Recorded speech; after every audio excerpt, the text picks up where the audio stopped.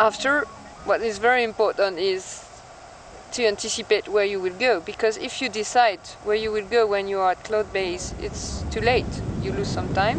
When you leave the cloud base, then just decided to go to a point. So what would have drive you to go to this point is what time is it, the orientation of the slope, the general wind, and also every information that you can get. It can be the birds, it can be the trees, colors. Now, we're going on our glide and we're going straight towards the next climb, which is another cumulus cloud. In deciding where to go to next, I ranked 3 sets of criteria in order of importance: signs, sources and triggers. So I'm looking downwind for a thermal within my glide. Here, the cumulus forming above Mendos is an obvious sign. But even if there were no cloud above it, it would still be a good objective, as the mountain acts as a trigger and the fields beneath it are acting as the source.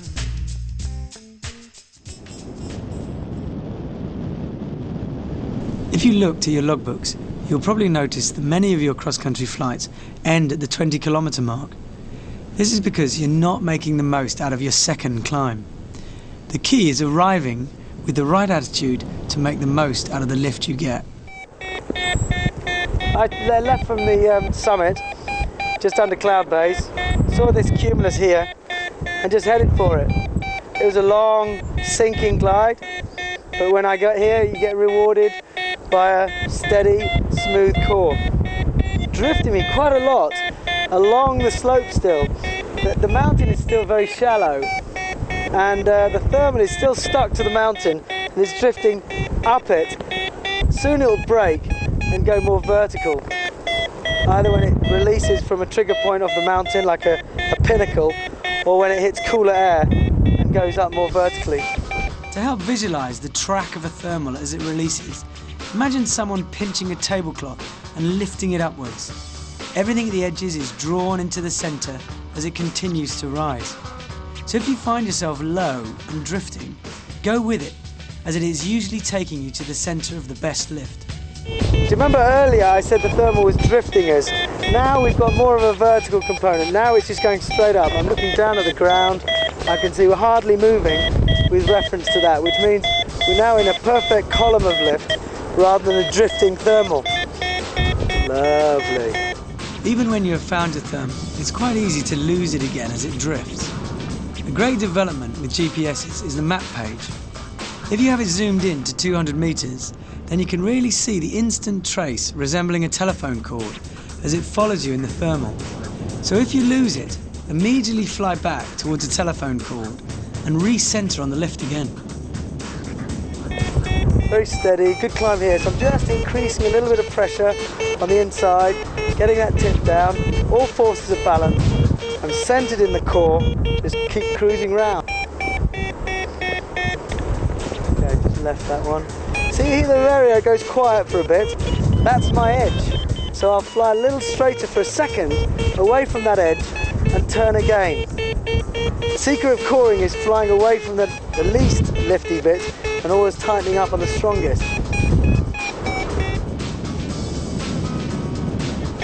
So whilst you're in the thermal, this is when you should relax and keeping an eye on what's going on next. Watching the flatlands already, seeing it develop, seeing cumulus forming, seeing shadows cast upon hills, all that sort of stuff, whilst I'm still climbing here.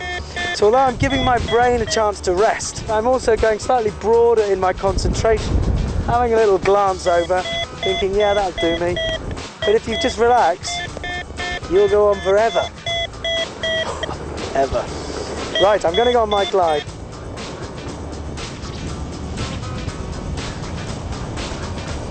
So I'm looking out in the valley. I can see those cumulus clouds out there. So I know it's already working. That's it. No more complication. Cumulus clouds is working. Whether they're there on my glide or not, doesn't matter. They were there once, so they will be there again. So I just keep going.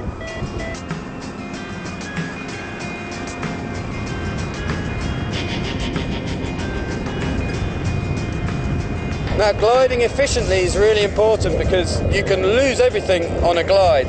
So choosing the right line to glide on is first and foremost the most important thing. And you do that by looking at your ground sources And if you have other gliders in the air, you can use other gliders as well to choose your gliding line. Sink and lift often extend like fingers lying parallel downwind. So if you find yourself on a more sinking glide, try weight shifting 20 to 30 degrees to your right or left, and you may find yourself in more buoyant air.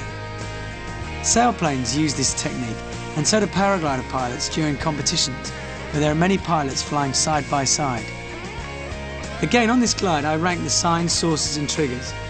The whole valley baking in the sun is a huge source, but I still have to predict where the thermal is going to release from. My objective now is the town, which is both source and a trigger. While on the glide though, if I see nearer signs of thermals like smoke changing direction or birds going up, then I'll immediately divert and get altitude as soon as possible. Never ignore a sign, even if you've set yourself an objective which is a source or trigger.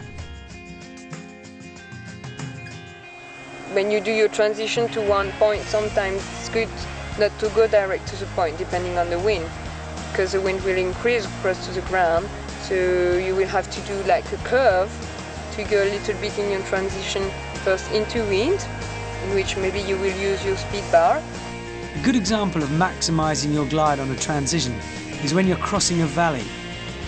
You know the valley wind will be stronger lower down, so while you are high, fly with a little weight shift diagonally across and slightly into wind. Then as you arrive lower on the other side, you can use the wind to drift you back onto the hill. What you don't want to be doing is struggling into wind on the other side of the valley crossing. Speed bar is critical if you want to increase your speed through sink or often increase your glide upwind. But a speed bar that's used badly is worse than nothing at all. People make the mistake that they think I've got a speed on, so I'll just have a little bit of brake just in case. And that's a bit like driving down the motorway with your handbrake on. You either want to go fast or not. You squeeze it on gently, nice and smooth.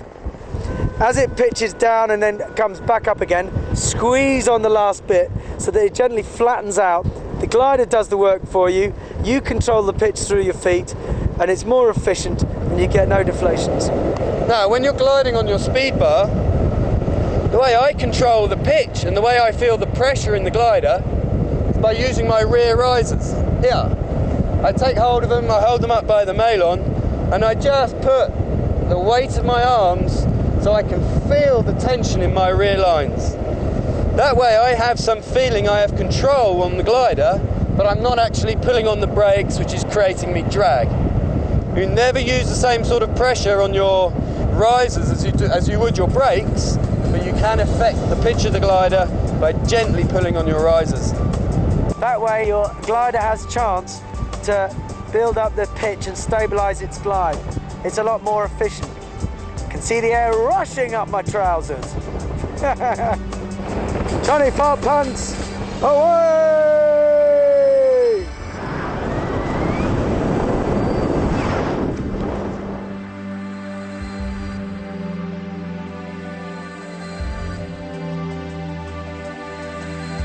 The Fatlands fly learn you to more take the colors of the ground, watch the clouds, watch the birds, and it's secured to do cross-country fly in Fatland because you can land everywhere.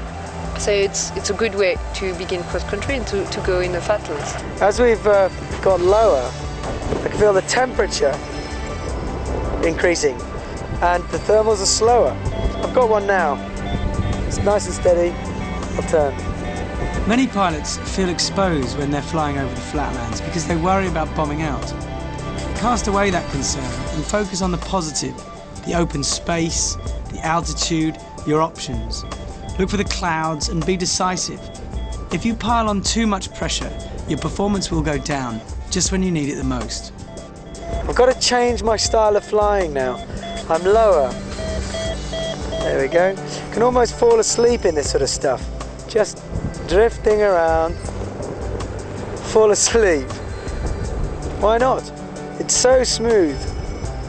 And the mistake people make is that they go from flying at cloud base or high and the thermals are strong and rough. Whoa, and they're dealing with all that. And then suddenly they leave cloud base, all the noise and the pitching and diving. They're still sort of hyped up from that adrenaline pumped flight. They come into the valley, and all you've got is this quiet, gentle, smooth lift. And because they're still doing all that muck, they find this lift, they think, oh, this isn't good, this is rubbish, there's more around, and they leave it. But if you gear down, chill yourself out, drink your water, relax, fall asleep, you'll be able to use this stuff and go further.